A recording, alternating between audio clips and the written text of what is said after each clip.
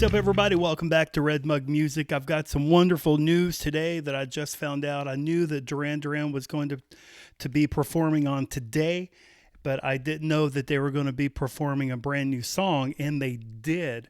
And I don't know if you had the chance to hear it. If I find a link, I'll put it in the description down below, but it's called Give It All Up.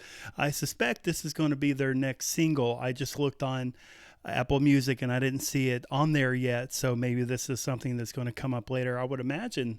I wonder why they didn't release it as a single today, because today is the day usually music is released, so not sure.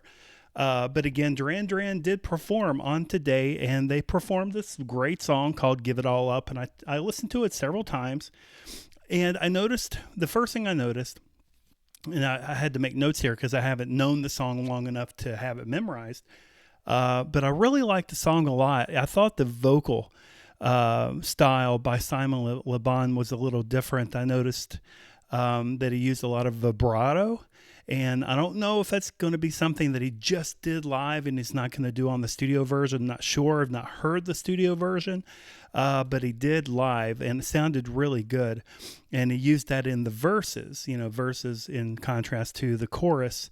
But it sounded like a slower dance jam, driven by Nick's keyboards. And in the very beginning, I noticed the keyboards had a very Duran Duran debut sound to it. I also noticed, I was listening to the drums by Roger Taylor. They're mechanical.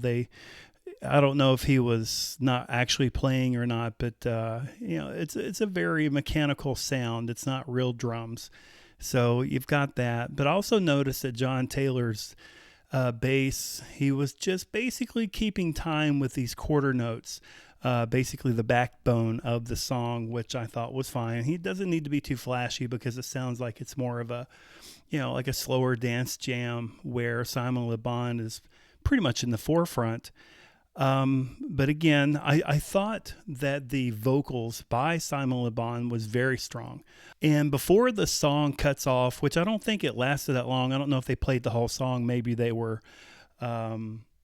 pressed for time, but in the solo was just Nick Rhodes. It was a very simple solo, but it was Nick Rhodes. So I kind of feel like had a big part of this song.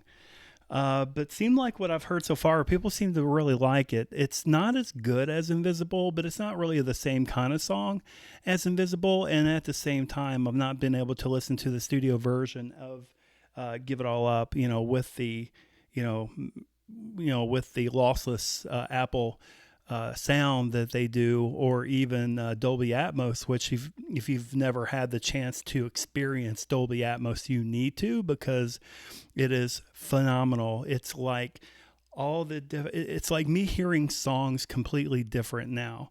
All the instruments are in their own space. It's not just like here and here, like stereo. It's almost like you can look to the area where you can see the music coming from. Dolby Atmos is phenomenal. And if it's the new sound, if it's where music is going to, I'm all in. This is really good stuff. But anyway, like I was saying, I didn't get to listen to a studio version to clearly hear all the parts and how they sounded and intermingled and worked with each other. This was a live version.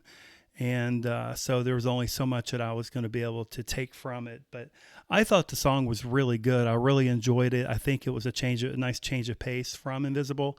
And it keeps me excited about the